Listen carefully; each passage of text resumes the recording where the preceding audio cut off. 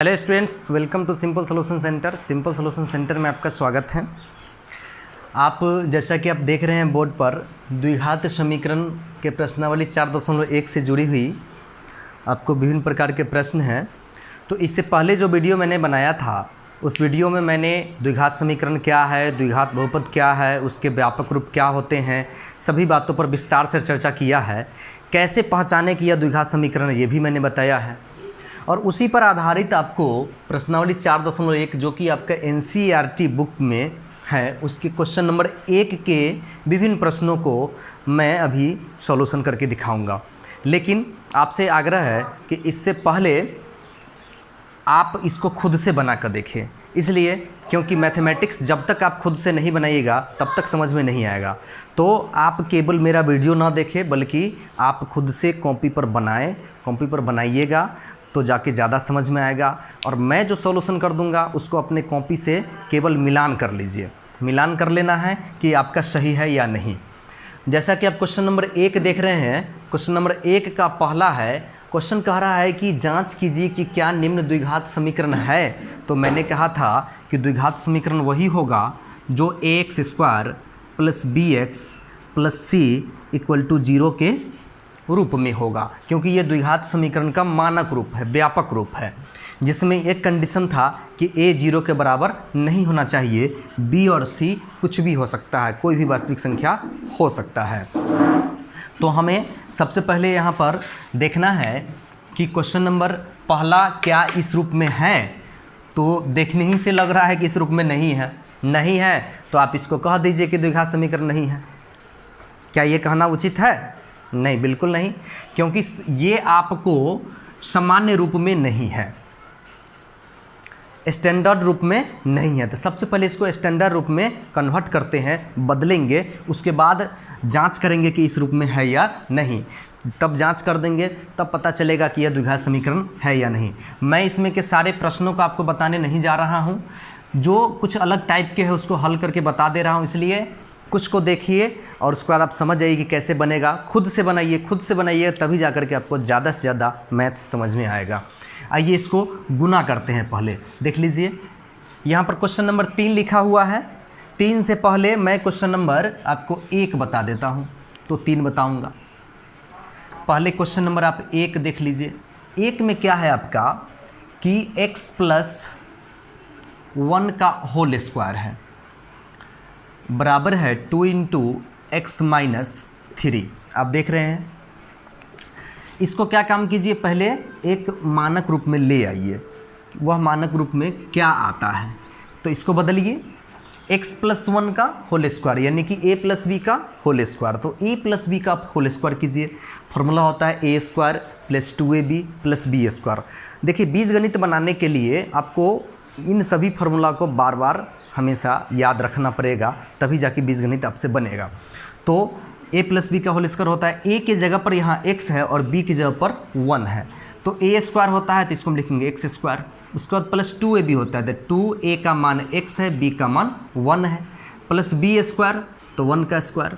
2 से इसको गुना कर दीजिए, मल्टीप्लाई कर दीजिए, 2x -2 6। अब मेरा काम है कि हम हमेशा जानने की कोशिश करेंगे इस रूप में, ax² + bx + c = 0। तो देख रहे हैं कि इस साइड में 0 है, तो सबसे पहले हम इधर के सारे पदों को उस पार ले जाते हैं ताकि इधर 0 बच जाए। तो देख लीजिए, x² और ये 2 और x और 1 का गुना 2x होगा, ये आपका 1 होगा। इसको उस पार ले आइए तो -2x और -6 इधर जाएगा तो +6 = 0। फिर क्या हो गया, x² वाला देखिए, इसमें कोई है, समान जात का पहले खोजेंगे, तो समान जात का कोई नहीं है, x² नहीं है तो x² लिख दीजिए। ये x वाला है, ये भी x वाला है, तो दोनों एक जात का है, तो इसका जोड़ घटा होगा। तो देख लीजिए, उतना ही चीज़ प्लस में है और उतना ही चीज़ माइनस में है, तो 2x में से 2x घटेगा तो 0, यानी 2x कट जाएगा, तो बच गया 1 और 6। 1 और 6 को जोड़ दीजिए तो कितना आ जाएगा, 7 = 0। ये मेरा मानक रूप में आ गया। अब देखना है कि क्या ये इस रूप में है, तो ax² तो x² तो है, bx नहीं है, c भी है। तो मैंने बताया था कि bx नहीं होगा तो b का मान 0 होगा, इसलिए bx नहीं है। c नहीं होगा, इसका मतलब c का मान 0 होगा। तो मैं इस रूप में इसको बैठाने का कोशिश करता हूँ। एक्स स्क्वायर को आप 1x स्क्वायर लिख सकते हैं, और b वाला टर्म नहीं है तो इसको लिख सकते हैं 0x, यानी जो टर्म नहीं रहेगा उसको 0 लगा के लिख सकते हैं, और c टर्म 7 है ही। अब इसको कंपेयर कर लीजिए इससे, ax स्क्वायर तो 1x स्क्वायर, bx तो 0x, c तो 7 बराबर 0, इस रूप में आ गया, इस रूप में बैठा हुआ है, तो यह द्विघात समीकरण है। तो लिख देंगे अतः यह द्विघात समीकरण है। जिसमें ऐसा नहीं होगा वो द्विघात, उसमें लिख देंगे कि अतः यह द्विघात समीकरण नहीं है। यह इतना ही बात करना है। जैसे कि एक्स स्क्वायर आ भी गया, किसी किसी क्वेश्चन में एक्स स्क्वायर भी रहेगा, लेकिन उससे ज़्यादा पावर वाला रहेगा एक्स क्यूब, तब भी द्विघात समीकरण नहीं होगा। एक्स स्क्वायर से कम वाला रहेगा, एक्स स्क्वायर नहीं रहेगा तब भी नहीं होगा, एक्स स्क्वायर रहेगा और उससे ज़्यादा वाला रहेगा तब भी नहीं होगा, ये याद रखना है। तो इस तरह से पहला के बारे में हम लोग जान गए कि वह द्विघात बहुपद है या नहीं। अब एवं प्रकार से आप इसमें के विभिन्न प्रश्नों को देख सकते हैं। क्या है अगला प्रश्न? तो अगला प्रश्न है, इसमें कुछ नहीं करना है, इसको जैसे का तैसे लिख देना है। इसको गुना कर लीजिए, गुना करने के बाद सारे टर्म को उस पर ले जाइए, जोड़ घटाव जो होना है कर लीजिए, हो जाएगा। इस रूप में आ जाएगा तो लिखेंगे द्विघात समीकरण है, अगर नहीं आएगा तो लिखेंगे द्विघात समीकरण नहीं है। ये देख लीजिए, ये गुना करने वाला ही है, ये दोनों को गुना कीजिए, ये भी गुना है, ये भी गुना है। इसमें से मैं कोई एक बना देता हूँ, जैसे मान लीजिए कि मैं चौथा बना देता हूँ। चौथा देख लीजिए, उसी प्रकार से आप तीसरा बना सकते हैं, चौथा बना सकते हैं, पांचवा बना सकते हैं, चौथा तो मैं बना ही दे रहा हूँ। ये है आपका x माइनस 3, ठीक। उसके बाद है 2x प्लस 3 बराबर क्या है, x इंटू एक्स प्लस 5। तो देखिए इस क्वेश्चन में इधर भी दो टर्म है, तो इसको दोनों को गुना करेंगे जैसे इसको, लेकिन इसमें भी दो है, लेकिन इसमें ये अकेला है, इसमें दो है। जैसे गुना होता है वही गुना का नियम का प्रयोग करेंगे, घबराना नहीं है। अब देखिए ये कोष्ठ में लिखा होने का मतलब क्या होता है, यानी x माइनस 3 का गुना 2x प्लस 3 से होगा। इट मीन्स क्या होगा कि x का गुना 2x प्लस 3 से होगा, फिर माइनस 3 का गुना 2x प्लस 3 से होगा। यानी कि x को गुना कीजिए पहले 2x से, फिर 3 से, माइनस 3 को गुना कीजिए 2x से और फिर 3 से, और नीचे लिख दीजिए। तो देखिए x को 2x से गुना करेंगे तो x गुने 2x 2x स्क्वायर हो जाएगा, पता है आपको। x गुने प्लस 3 करेंगे तो प्लस 3x हो जाएगा, और ये इसका दोनों से हो गया, इसका दोनों से कर दीजिए। माइनस 3 को 2x से गुना करेंगे तो 3 दूना 6x, माइनस अब प्लस, यहाँ माइनस हो जाएगा। उसके बाद माइनस अब प्लस, माइनस 3 तिया 9। अभी x ही अकेला है, दोनों से गुना हो जाएगा। x को x से गुना कीजिए एक्स स्क्वायर, x को 5 से गुना कर दीजिए तो क्या हो जाएगा 5x। अब उसके बाद क्या है कि आप सारे टर्म को इस पर ले आइए जोड़ घटाव करते हुए। ये 2x स्क्वायर है, 3x में से 6x घटेगा तो निश्चित रूप से माइनस 3x बचेगा। ये माइनस 9 है, एक्स स्क्वायर को उस पर ले जाइए तो माइनस हो जाएगा एक्स स्क्वायर, प्लस 5x को उधर ले जाइए तो माइनस 5x, और इक्वल टू हो गया 0। अब देख लेते हैं एक जात वाला, समान जात वाला। तो एक्स स्क्वायर वाला एक जात वाला है, ये प्लस में है, ये माइनस में घट जाएगा। 2x स्क्वायर में एक्स स्क्वायर घटेगा तो बचेगा 1x स्क्वायर, यहाँ कुछ नहीं तो 1 है। चलिए ये दोनों एक जात का है, ये भी देख रहे हैं। तो -3 और -5 दोनों माइनस में है तो जुड़ जाएगा, 5 और 3 8x हो जाएगा। फिर यहाँ ये माइनस में है तो -9 बराबर 0। आप देख लीजिए इस रूप का है कि नहीं है, तो निश्चित रूप से है, तो इसके बारे में भी लिख देंगे कि अतः यह द्विघात बहुपद है। या इसमें एक बात और भी आप ऐसे लिख सकते हैं, जो पहला क्वेश्चन हम नहीं बताए हैं, लिखेंगे चूँकि ये ax square plus bx plus c के रूप का है, प्लस c इक्वल टू 0 के रूप का है, इसलिए ये द्विघात बहुपद है। सॉरी, द्विघात समीकरण है ना, द्विघात समीकरण है, द्विघात समीकरण है। हो गया, ये चौथा बन गया। उसी प्रकार से आप दूसरा बना सकते हैं, तीसरा बना सकते हैं, पांचवा बना सकते हैं, छठा बना सकते हैं। छठा कैसे बनाएंगे, तो जैसे कि इसको हम तोड़े हैं ना, तो इसको वैसे ही लिख देना है, और ये a प्लस बी का होल स्क्वायर था, यहाँ a माइनस बी का होल स्क्वायर है। इसको तोड़ देना है और पूरे टर्म को उस पर ले जाना है, एक जात वाला का जोड़ घटाव करना है, फिर देखना है कि इस टर्म में आता है कि नहीं। आता है तो लिखेंगे कि यह द्विघात समीकरण है, नहीं आता है तो लिखेंगे द्विघात समीकरण नहीं है। चलिए उसके बाद हम देखते हैं सातवां एक हम आपको बना देते हैं कि सातवां कैसे होगा। वैसे आप सारा बना सकते हैं, मुझे मालूम है आप क्षमतावान हैं, आप कर सकते हैं। फिर भी कुछ लोग जो नहीं कर सकते हैं उनके लिए मैं कर दे रहा हूँ, और जो लोग कर रहे हैं वो वीडियो को पॉज करके कर ले और फिर से मिला ले कि क्या उनका सही है या नहीं। आ जाइए, मैं सातवां बता रहा हूँ। सातवां में क्या है, तो सातवां में है x+2 का होल क्यूब है। उसके बाद है बराबर 2x इंटू x² -1।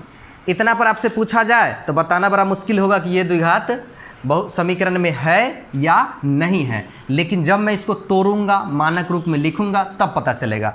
ये a+b का होल क्यूब है, तो सबसे पहले आपको a+b का होल क्यूब मालूम होना चाहिए। तो a+b का होल क्यूब होता क्या है, तो a+b का होल क्यूब होता है a³ + 3a² b + 3ab² + b³। उस पर हमको बैठा देना है, तो क्या हो जाएगा, a³ यानी कि a के जगह पर x है तो x³ हो जाएगा, प्लस 3a² b, 3 a का मान है x² और b का मान 2 है, अब प्लस 3ab² यानी a का मान फिर यहाँ x हो जाएगा, अब b का मान 2 हो जाएगा यानी 2 का स्क्वायर, अब प्लस b³ यानी b की जगह पर 2 है तो 2 का क्यूब। उसके बाद फिर क्या है आपका यहाँ 2x को x से गुना कर दीजिए तो 2x³ हो जाएगा, उस 2x³ हो जाएगा। उसके बाद 2x को -1 से गुना कर दीजिए तो -2x हो जाएगा। उसके बाद क्या करना है आपको कि अब देख लीजिए कि इसको सबको एक साइड ले आना है, तो इसको x³ लिख देते हैं। उसके बाद है हमारा x³ होने के बाद उसके बाद हमारा क्या है कि ये 3 दूना कितना हो जाएगा 6x², 2 दूना 4 तिहाई 12x और 2 दूना 4 दूना 8, और इसको इस पर ले आए तो क्या हो जाएगा -2x³ और -2x को ले आएंगे इधर तो क्या हो जाएगा +2x और इधर बच गया 0। अब देखिए कि एक जात वाला जो हमारा यहाँ टर्म है, एक जात वाला जो हमारा यहाँ टर्म है, उस टर्म को देखना है कि उस टर्म में क्या प्राप्त होता है।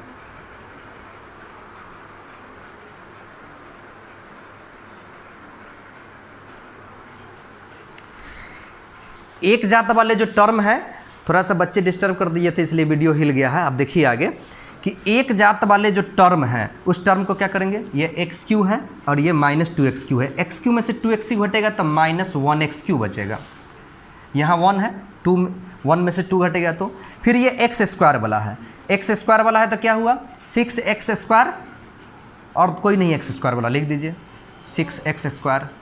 ये दोनों x वाला है तो 12×2 कितना हो जाएगा 14x, अब प्लस हो गया यहाँ पर 8 बराबर 0। देखिए तो सब लिख लिए, ये दोनों का ये लिख लिए हैं, 6x² अकेला है लिख लिए हैं, 12x और 2x 14x हो गया और ये 8 हो गया। अब इसको देखना है कि क्या यह द्विघात बहुपद में है या नहीं।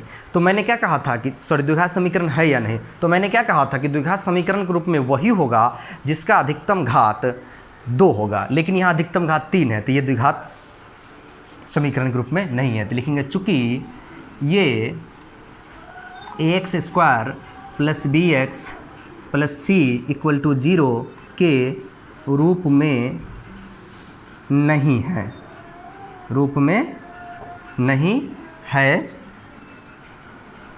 अतः ये द्विघात समीकरण नहीं है, द्विघात समीकरण नहीं है। उसके बाद आपको 8वां है, तो 8वां में क्या है, 8वां में तो आप देख रहे हैं कि पहले से ही क्या है x³ है और इधर भी कुछ नहीं है जो कटने उठने वाला हो, तो x³ है यानी कि इसके बारे में तो डायरेक्ट लिख देंगे, चूँकि ये इस रूप में नहीं है इसलिए ये द्विघात समीकरण नहीं है। तो हम समझते हैं कि आपको ये समझ में आ गया होगा।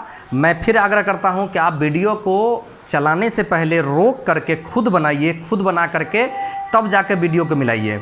हम उम्मीद करते हैं कि आपको वीडियो पसंद आया होगा। अगर पसंद आया तो लाइक कर दे, अपने दोस्तों में शेयर कर दे और चैनल को सब्सक्राइब कर दे। जय हिंद।